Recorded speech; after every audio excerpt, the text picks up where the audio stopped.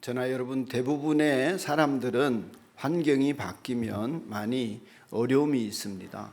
스트레스도 받고요. 직업을 바꾼다든지 학생이 전공을 바꾼다든지 이런 일이 잘 없습니다만은 그러려면 참 많은 고민이 들지요. 그것을 바꾸게 되는 배경부터 시작해서 그렇지 않겠습니까? 이사를 해서 집을 옮겨야 된다는 것도 그렇습니다. 모쪼록 안정된 생활을 하고 싶은데 그런 이동들이 일어나면 그 변화가 무섭기도 하고 두렵기도 한 법입니다. 새로운 학년에 접어들고 또 선생님을 새로 만나고 친구들 새로 사귀고 학교에 새로 들어가고 이런 일들도 참 설레기도 하지만 두려운 일이기도 한 것이죠. 하지만 그런 변화에 잘 적응해야 또 성장도 있고 성숙도 있습니다. 살아오던 삶을 돌이켜서 다른 선택을 한다는 것은 이처럼 우리에게 버거운 일이 될 수도 있고 또 그 일을 잘 통과하면 좋은 일이 되어지는데 반드시 버려야 되고 돌이켜야 될 삶의 영역이 있다면 그것은 우리가 살고 있던 죄에서 떠나서 하나님으로 돌아서는 것입니다. 이것은 성경의 말씀에 의하면 그렇게 되지 않으면 우리가 하나님을 떠나 사는 죄 때문에 죄와 함께 멸망을 받는다 그랬습니다. 그렇기 때문에 반드시 죄에서 돌아서서 하나님을 향하는 선택은 우리 모든 인류의 태어난 인생들이 반드시 해야 할 일이라고 성경은 말씀하고 있습니다. 이와 관련된 말씀을 오늘 예수님이 하시는데 그 예수님이 이런 말씀을 하시게 된 발단은 니고데모라는 사람이 예수님을 찾아오면서 시작되어집니다. 제가 이 본문을 가지고 좀 설교를 많이 한 줄 알았는데 한 10여 년 근래에는 안 했던 것 같아요. 그리고 왜 안 했을까 이렇게 생각을 해보니까 이게 중요한 말씀인데 생명의 삶 성경 공부할 때마다 이걸 가르치거든요. 1년에 2차례씩 이 본문을 가지고 성경을 가르치다가 보니까 늘 전하는 줄 알고 있었던 거예요. 설교는 오랜만에 이 말씀을 가지고 합니다. 니고데모라고 하는 사람은 유대인이고 바리새인이고 또 유대인들의 지도자였다. 성경은 그렇게 이야기하고 있습니다. 많은 정보가 없지만은 이 짧은 소개를 통하여서 우리가 알 수 있는 것은 이 사람 참 철저하게 종교적으로 율법적으로 살아가던 사람이었겠다 하는 것을 짐작할 수 있습니다. 왜냐하면 바리새인들이라는 사람들 자체가 율법을 철저하게 준수하기로 다짐하고 맹세하고 그 율법을 지키는 일에 온 노력을 기울이던 사람들이거든요. 그리고 이 사람이 출세를 해서 산헤드린 유대의 지도자라 그러면 일반적으로는 공의회라고 로마로부터 허락받은 유대인들의 자치 기능이 있는 의회가 있습니다. 그 의회가 인원이 70명인데 그 70명에 든 사람이라 이런 뜻입니다. 그러니까 성공한 사회 지도자이지요. 그러니까 종교적으로 열심도 있고 사회적인 명성도 얻은 그런 사람이 니고데모입니다. 근데 이 사람이 밤중에 예수님을 찾아왔습니다. 그는 예수님의 얘기를 들으면서 아마 이건 제 짐작이에요. 좀 예수님 뭔가 남다르다 이런 생각을 했습니다. 바리새인이면 종교적인 열심도 있지만은 하나님 나라가 이 땅에 임해야 된다 이렇게 생각하고 자기들이 하나님 나라의 주인공이다 이렇게 여겼습니다. 누군가가 하나님이 이 땅 가운데 보내신 메시아로 등장을 하게 되면 자기가 제일 먼저 만날 사람 그리고 그분과 함께 그 하나님 나라의 일에 제일 앞장서서 참여할 사람이 자기 자신입니다. 그렇게 여기던 사람들이에요. 그러니 예수님을 보니까 바리새인 중에도 니고데모에게는 이게 좀 남다르게 보였습니다. 하시는 말씀이나 드러나는 일들이 하나님이 보내지 않으시면 이런 일들이 일어날 수 없다, 이렇게 믿어져서 그렇다면 이대로 있어서는 안 될 일이 아닌가, 가서 만나봐야 되겠다 하는 조급함과 간절함이 생겼습니다. 그런데 일반적으로 유대인들 중에서 특별히 바리새인들은 예수님을 별로 좋아하지 않았기 때문에 남들의 눈이 무서워서 밤중에 찾아온 것입니다.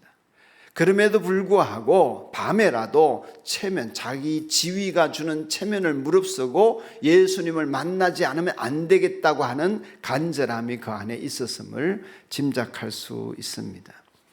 그가 무엇에 갈급했을까요? 그는 아마 신실한 바리새인으로서, 유대교 교인으로서 하나님 나라를 간절히 기다리고 있었던 것 같습니다.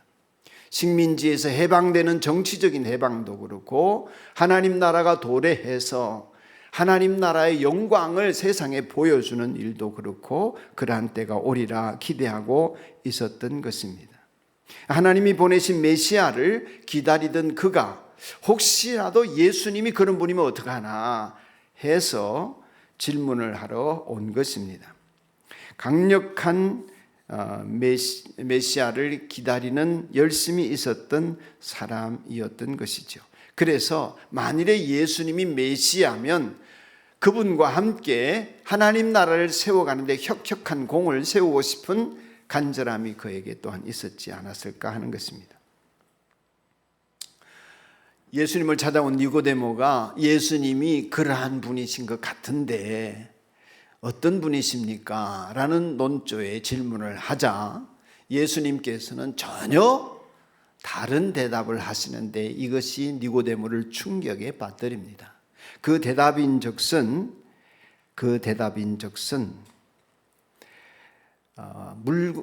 사람이 거듭나지 아니하면 하나님 나라를 볼 수 없다 하는 이야기를 예수님이 하신 것입니다.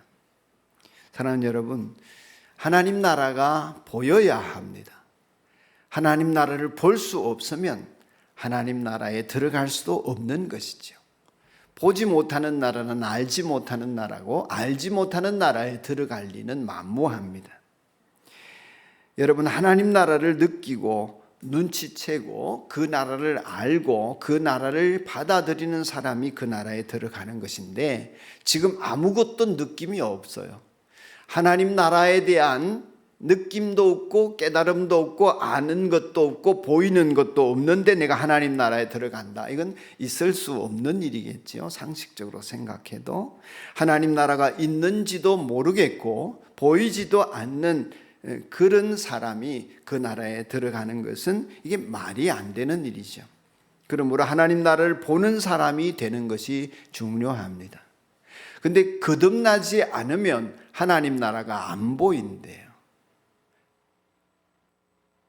그래서 사람이 거듭나지 않으면 하나님 나라를 볼 수 없다 하니까 니고데모에게는 마치 너는 하나님 나라 볼 수 없는 사람이다 이렇게 말하는 것 같잖아요. 그 말을 직접 못하지만 대화는 뭐 좀 길었겠습니다만은 니고데모는 어떻게 다시 태어난단 말입니까? 그건 엄마 뱃속에 이렇게 늙었는데 들어갔다가 다시 나온다는 것이 물리적으로 가능하지 않은 일인데 어찌 그런 말씀을 하십니까? 이렇게 이야기를 하지요.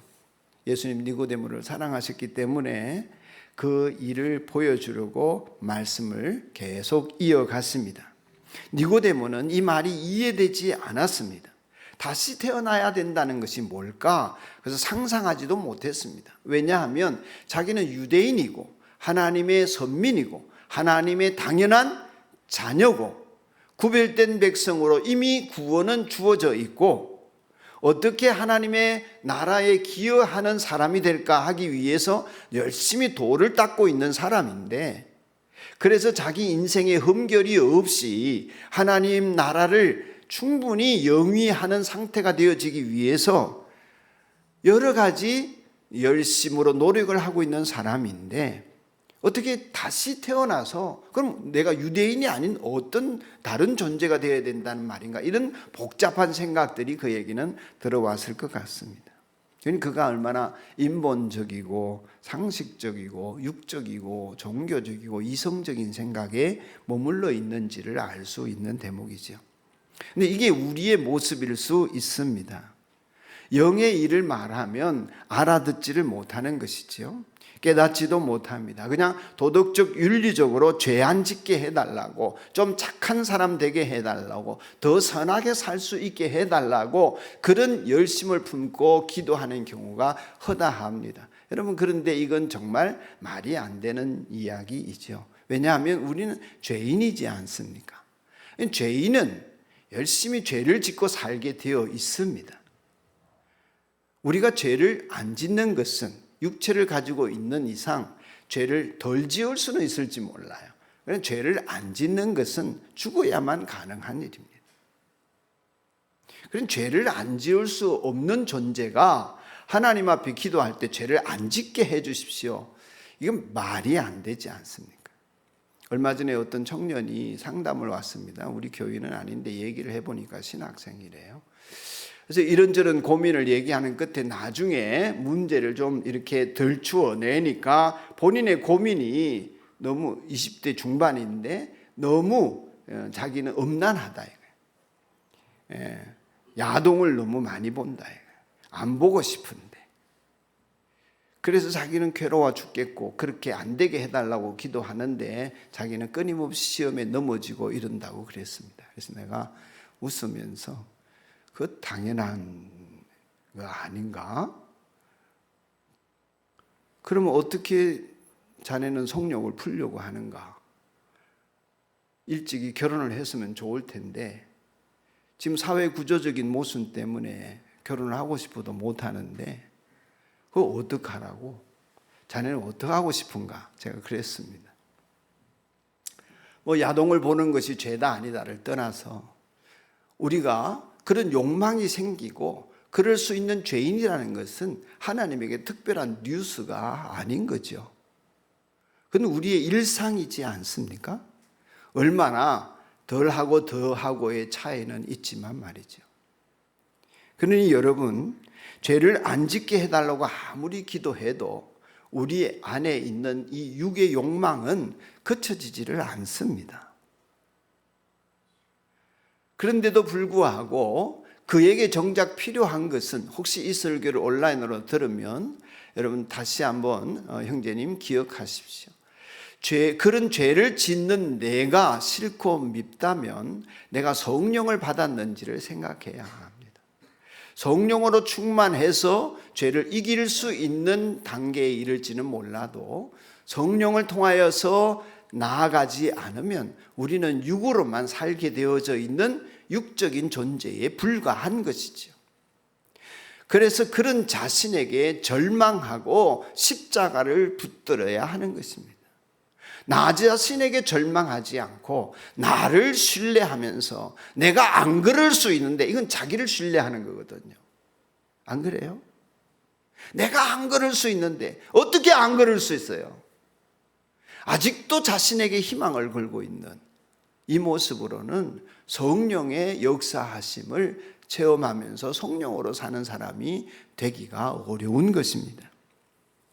죄인은 죄를 지을 수밖에 없습니다.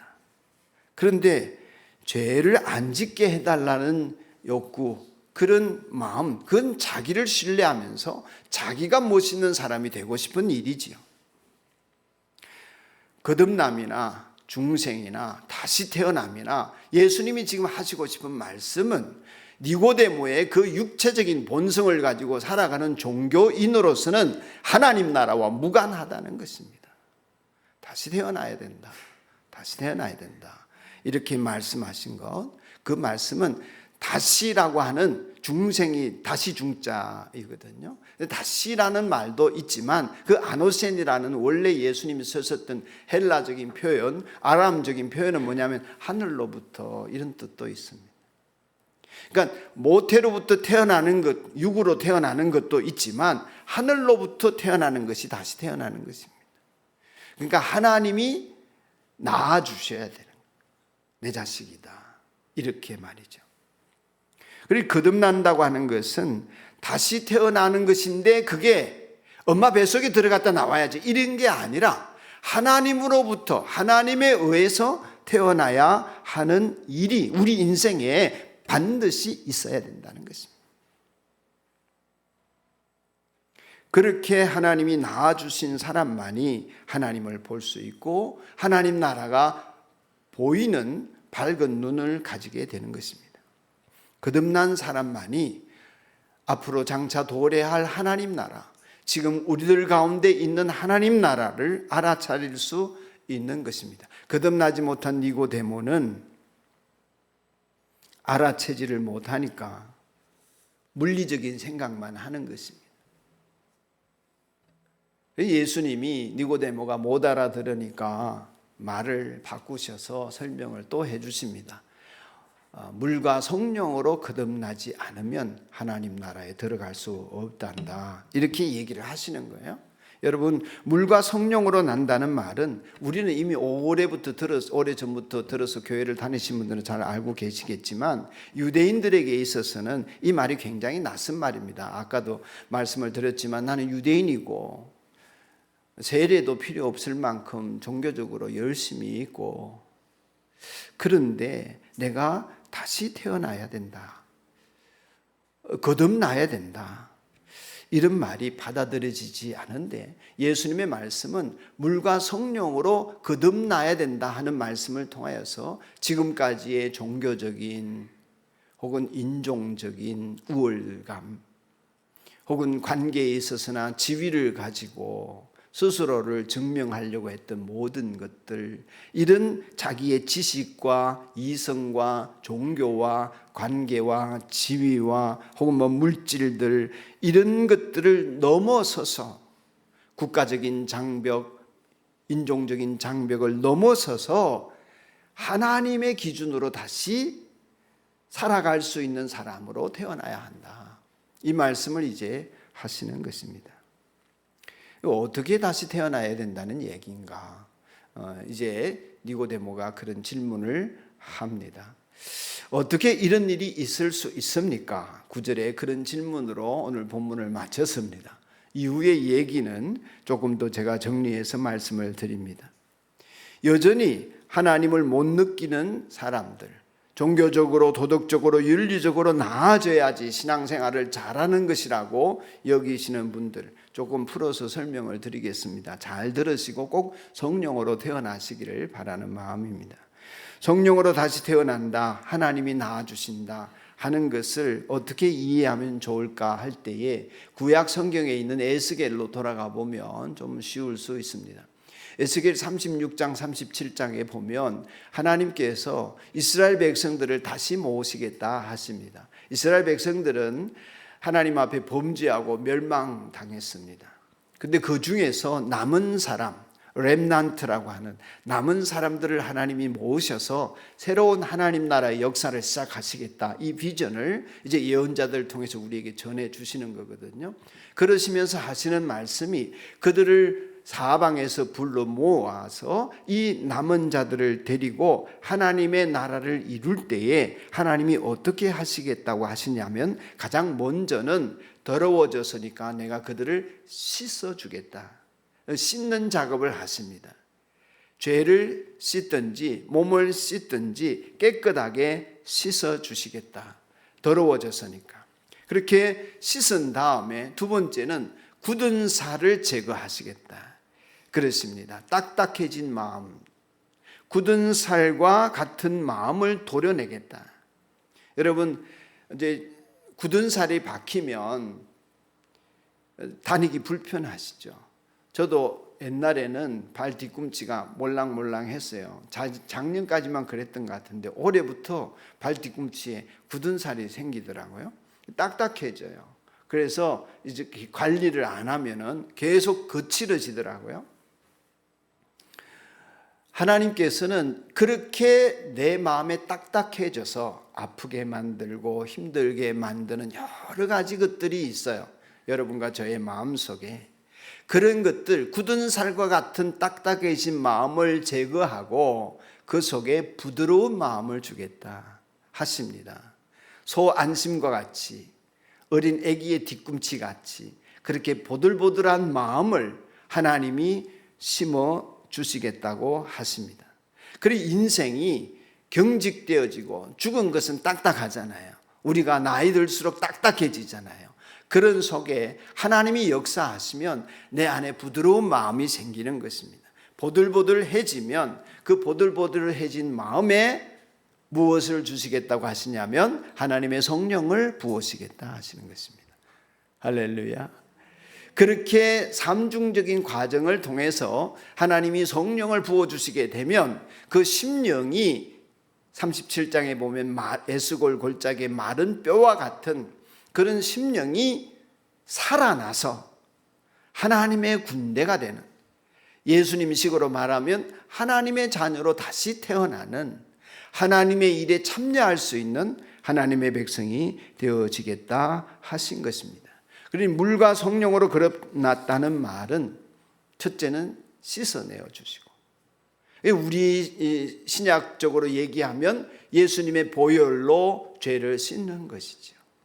이 죄를 씻는 과정이 여러분 그냥 회개합니다, 잘못해 주십니다 이렇게 뉘우치는 것이 아니라 하나님의 영이 우리에게 임하실 때 오는 현상인데 내 존재적인 깨달음이 오는 것입니다. 화로다 나여 망하게 되었도다.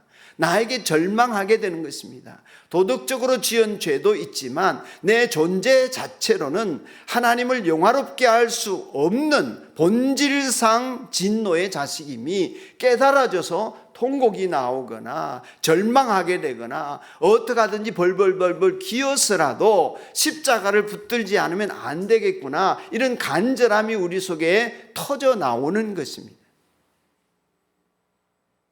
그런 일을 위해서 우리가 성령 집회를 하고 예배를 드리고 또 전도를 하고 성경 공부를 하는 것입니다. 우리 안에서 십자가를 붙들고 내 존재 자체가 하나님께 나아갈 수 없는 정말 비극적인 초라한 내 모습을 느끼게 되면서 하나님을 붙들려고 하는 그 몸부림, 그것이 하나님이 우리를 씻어내는 모습입니다. 그런 과정 속에서 하나님을 찾고 부르짖고 부르짖는 속에 나의 견고한 진들과 지난날에 쌓아왔던 굳어지고 딱딱하고 어려워진 마음들이 녹아지면서 부드러운 마음이 내 안에 자리 잡습니다. 하나님이 주시는 생각들과 마음들과 가치관이 자리를 잡습니다. 거기에 성령이 부어지면서 나로 하여금, 성령이 부어진다고 하는 것은 내가 김영규인데 이전에 육체의 욕망을 따라 무엇을 먹을까 마실까 입을까 무엇을 가지며 어떤 사람이 되어지고 어떤 수준에 이르고 어떤 삶을 살리라 했던 모든 것들에 대한 해석이 달라지면서 성령이 내 안에 시키시는 일들, 내 인생을 어떻게 살아야지 하는 마음들, 새로운 욕구가 자리 잡습니다. 그래서 성령으로 태어난 사람의 특징은 자기 육신에 가지고 있는 욕망과 또 다른 욕망이, 전혀 내 안에 없던 욕망이 자리를 잡는데, 하나님 나라와 복음을 위해서, 하나님의 영광을 위해서, 하나님의 기쁨을 위해서 내 몸을 가지고, 시간을 가지고, 재능을 가지고, 물질을 가지고 어떻게 살지 하는 고민이 생기는 것입니다. 그 일을 하고 싶은 욕망이 생기는 것입니다. 그 욕망이 있는 사람을 성령으로 태어난 사람이다, 다시 태어난 사람이다, 그렇게 말할 수 있는 것입니다. 예수님 말씀하십니다. 바람이 어디서 와서 어디서 불고 어떻게 되는지 모르지만 그러나 알 수 있는 것처럼 바람이 있다. 성령으로 태어난 사람도 그와 같다. 바람이 눈에 안 보이지만 뺨을 스치고 먼지를 일으키고 나뭇잎이 흔들리고 알지 않습니까? 성령으로 난 사람도 어떻게 해서 그렇게 되어지는지 가정을 다 알지 못하지만 우리는 서로를 알아볼 수 있습니다. 하나님 나라에 기여하는 사람으로, 하나님의 자녀로, 어떤 사람이 거듭났나 영으로 난 사람인가 보면 압니다. 하나님이 이렇게 낳아주실 때에 우리는 하나님 나라의 잇된 사람으로 살아갈 수가 있습니다. 하나님 나라는 일종의 거대한 네트워크이거든요. 여러분 아바타 영화 보면 각 사람이 어떤 신적 존재에 이렇게 연결되잖아요. 예? 모든 우주 만물이 연결되어 있다고 보는 세계관이 있잖아요. 아바타의 세계관은 그렇더라고요. 그것과 꼭 같지는 않지만은 하나님 나라는 모든 시민들이 연결되어 있는 것이죠. 그 나라에 잇대어 있기 때문에 지금 하나님이 어떤 일을 하시고 무엇을 추구하시며 나에게 어떤 것을 요구하시는지 내가 모를 수가 없는 거죠. 안 볼 수가 없는 거죠. 알아채지 않을 수가 없는 거죠. 그런 사람이 하나님 나라에 들어간 사람. 예수님의 말씀은 그러한 것입니다. 그러니 시간이 오래 걸리거나 아니면 긴 수도가 필요하거나 돌을 닦아서 되어질 일이 아니라 그 말이죠. 어떻게 되어지느냐? 하나님을 기다림으로 되어지는 것입니다. 이러한 진리를 알고 그분을 기다리고 있어야 합니다. 그래서 예수님께서는 제자들에게 섣부르게 나가지 말고 할 일이 있다고 섣부르게 일하지 말고 약속하신 성령을 기다리라. 몇 날이 못 되어 너희에게 약속하신 성령이 임하실 것이다. 너희에게 성령이 임하시면 권능을 받고 디나미스가 생기고 그로 말미암아 다이나마이트와 같은 성령이 일하시는 역사들에 참여하는 사람이 되어서 예루살렘과 온 유대와 사마리아와 딴 것까지 내 증인이 될 것이다 하신 것입니다. 그 다이나마이트와 같은 성령의 역사가 뭐냐 하면 내게 무슨 슈퍼맨이 되는 힘이 생기는 것이 아니라 내 안에 새로운 욕구가 일어나는 것입니다. 하나님을 기쁘시게 하고 싶다. 먹든지 마시든지 무엇을 하든지 하나님의 영광을 드러내고 싶다.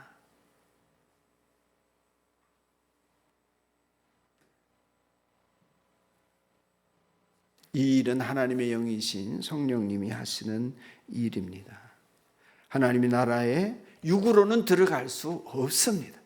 아무리 잘생겨도, 아무리 예쁘도, 아무리 많이 가졌어도, 아무리 선하게 열심히 살아도 이 육체의 일로는 하나님과 무관해요. 무엇을 마시든 먹든 어느 위치에 있든 얼마나 가졌든 그건 하나님 나라와 아무 상관이 없습니다. 왜요? 육일이기 때문에. 육. 그래서 예수님이 육으로 난 것은 육이요 영으로 난 것은 영이라 그랬습니다. 육으로 났다 하는 것이 뭐냐 하면 사륵스라고 하는 헬라어를 쓰는데 이 육이라고 하는 말은 하나님과 상관없이 자기의 욕망대로 사는 것입니다. 여러분이 먹는 것 어릴 때 태어나면서부터 젖꼭지 빨고 손에 움켜쥐고 배고프다고 뭘 더 가지겠다고 뭘 더 배우겠다고 뭐 더 나아지겠다고 더 좋은 직장 구해야겠다고 더 잘 살아보겠다고 모든 것이 사륵스예요. 그것들은 하나님 나라를 이어받을 수 없는 것입니다. 그러므로 우리에게 성령으로 거듭나는 것, 다시 태어나는 것. 그래서 내 안에 성령의 역사로 말미암은 새로운 욕구가 일어나는 것을 새로운 피조물이다. 이렇게 바울은 말했습니다. 그러니 성령의 욕구가 일어나면서부터 우리 안에 생기는 것은 여러분이 예수님을 영접할 때 생기는 일인데 죄 사함을 받고 예수님을 영접하였을 때에 우리에게는 하나님 앞에 나아가 예배드리고 싶은 욕구, 믿는 사람들과 만나서 내 속에 있는 이 믿음에 대해서 간증하고 싶은 욕구, 또 안 믿는 사람에게 하나님을 자랑하고 싶은 욕구, 더 나아가서 하나님께서 내게 주신 것들을 가지고 더 많이 쓰임받고 싶은 욕구, 그런 감동이 밀려오고 더 찬송하고 싶고, 성경을 보면 하나님의 마음이 헤아려지는 성령의 조명하심이 느껴지고, 그로 말미암아 더 깊이 하나님께 감사와 찬송과 영광을 올리게 되고, 베풀어 주신 은혜를 생각하면 감격하여 눈물이 나고, 이런 사람으로 우리가 살아갈 수 있는 것입니다. 그래서 형제를 보면 반갑습니다. 가족이니까. 자매들을 보면 반갑습니다. 하나님의 자녀 같은 하나님의 백성이 되었으니까. 눈빛도 달라지고 마음 씀씀이도 변하는 것, 이것이 새 생명이 생긴 모습이라 하겠습니다. 사람은 같은 사람인데 거듭난 내 안에 성령의 욕구가 나를 이끌고 가고 움직이는 것, 이것이 예수님이 나의 주인이고 내가 그분의 종된 모습이라 하겠습니다. 사랑하는 성도 여러분, 예수님을 믿는다고 고백하십니까? 그러시다면 여러분은 이미 성령으로 태어난 사람입니다. 성령을 따르기를 소망하십시오. 성령님을 따르고자 하는데 유혹이 너무 큽니까? 성령의 충만함을 반복적으로 받으라고 했습니다. 다시 성령 충만하기를 힘쓰십시오. 만일 여러분 아직도 육으로 사십니까? 영으로 살지 못하고 영으로 사는 일이 뭔지를 모르시겠습니까? 우리를 씻어 주시고 굳은 살과 같은 마음을 제거하셔서 소 안심과 같은 부드러운 마음으로 변화시키는 그 하나님에게로 나아가서 하나님의 만져주심을 기다리십시오. 성령 집회는 그러한 여러분들이 그러한 은혜를 덧입을 수 있기를 바라면서 집회를 계속 이어가고 있는 시간입니다. 부드러운 마음에 하나님의 영이 들어오십니다. 그런 타이밍이 있습니다. 기다리셔야 합니다. 회개하고 간절한 마음으로 기다리시면 하나님의 때가 있습니다. 카이로스, 그분이 들어오시면 내 인생의 모든 지평이 새로워지는 그런 순간의 경험이 있습니다. 그렇게 역사하실 때에 우리가 하늘 군대가 되는 것입니다. 내가 하나님의 자녀, 하늘의 시민권자로서의 가치관이 순식간에 세워지게 되어집니다. 그동안에 살아왔던 중요하게 여겼던 모든 것들에 대한 가치가 뒤집어 펴집니다. 하나님은 그 작업을 하시기를 원하십니다. 성령 집회는 그 작업을 하시도록 나를 내어드리고자 하는 시간입니다. 성령으로 태어나서 이미 하나님의 자녀가 된 여러분, 성령 충만한 가운데 날마다 말씀 속에 성숙하고 자라나시기를 바랍니다. 성령으로 거듭난 여러분에게 하나님은 기쁨 넘치는 일들을 이어가실 것입니다. 신령한 사람으로 영적인 일로 많은 간증들이 일어나게 하실 것입니다. 모쪼록 사순절 기간 많은 사람들이 주님께로 돌아와 성령으로 태어나는 은혜가 있기를 사모합니다.